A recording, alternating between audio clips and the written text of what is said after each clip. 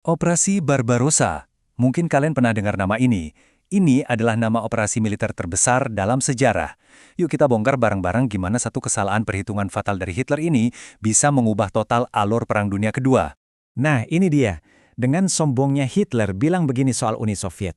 Dia benar-benar percaya kalau negara itu cuma rumah reyot yang sekali didobrak langsung ambruk. Tapi, wah, dia bakal segera tahu betapa salah besar dugaannya. Ini pertanyaan kuncinya nih. Kelihatannya aneh kan? Kenapa nyerang negara yang punya fakta non-agresi? Perjanjian untuk nggak saling serang. Tapi buat Hitler, perjanjian itu dari awal emang cuma taktik, cuma akal-akalan.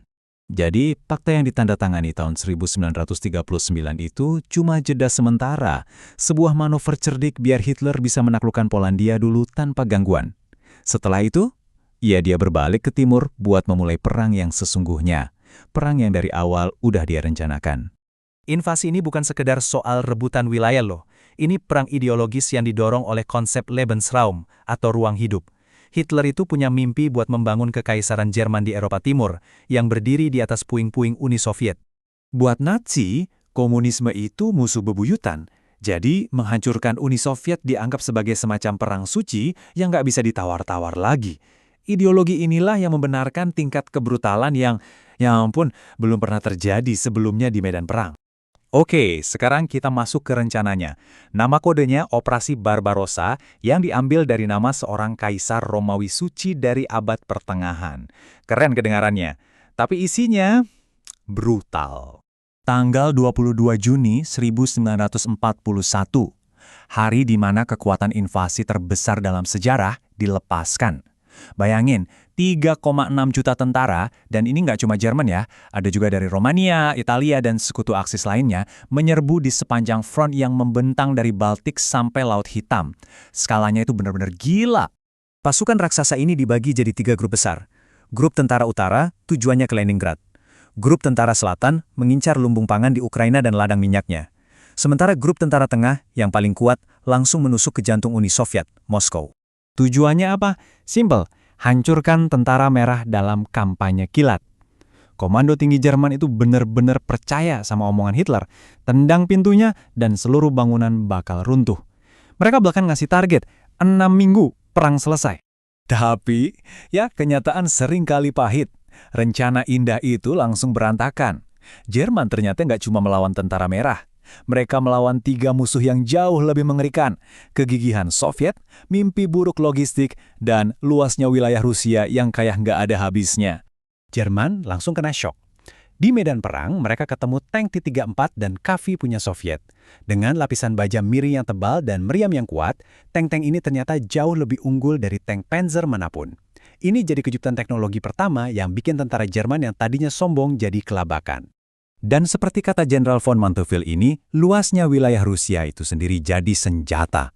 Jalur pasokan Jerman jadi kepanjangan sampai hampir putus, dan semangat pasukan anjlok karena melihat pemandangan yang monoton dan tak berujung. Hutan, rawa, dataran, terus-terusan begitu. Nah, ini bagian jeniusnya strategi Soviet. Sementara Jerman sibuk nyiapin perang kilat, Stalin diam-diam memindahkan seluruh industrinya, pabrik, mesin, sampai para pekerjanya, ribuan kilometer ke timur, jauh dari jangkauan bom Jerman. Mereka siap buat perang jangka panjang, perang gesekan. Stalin, lewat siaran radio, menyerukan perang patriotik agung. Dia membakar semangat nasionalisme Rusia, mengubah konflik dari sekedar mempertahankan komunisme, jadi perjuangan suci mempertahankan tanah air. Kebijakan bumi hangus juga diterapkan, jangan sisakan apapun yang bisa dipakai musuh. Awalnya kemajuan Jerman memang luar biasa cepat.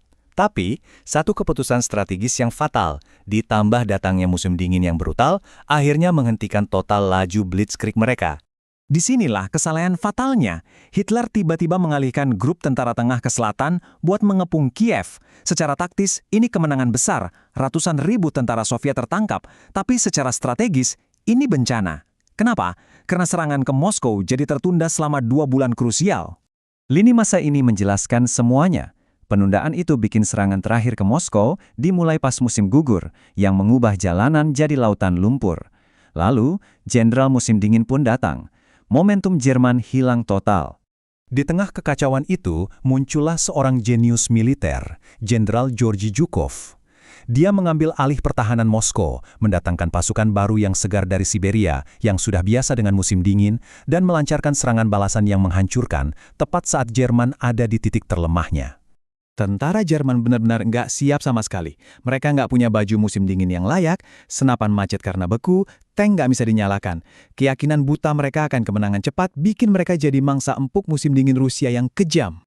Kegagalan di depan gerbang Moskow itu mengubah segalanya. Karakter perang di front timur berubah total dan gak akan pernah sama lagi. 918.000 orang, hanya dalam 6 bulan. Mitos bahwa tentara Jerman, Wehrmacht, tak terkalahkan, hancur lebur di tengah salju di luar Moskow. Ini adalah kerugian yang gak akan pernah bisa mereka pulihkan sepenuhnya. Kegagalan ini memicu rentetan peristiwa.